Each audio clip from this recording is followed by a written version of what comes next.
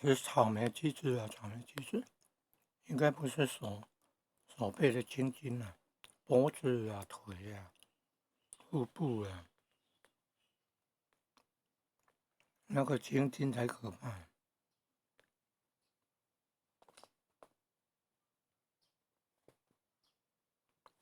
腿的就是静脉曲张了，吃水果草莓，黄农药残毒了，黄农药残留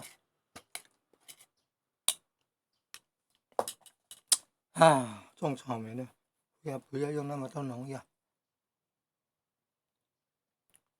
用农药就是对抗虫啊，虫都会咬那个叶子啦，啊，破坏植物成长。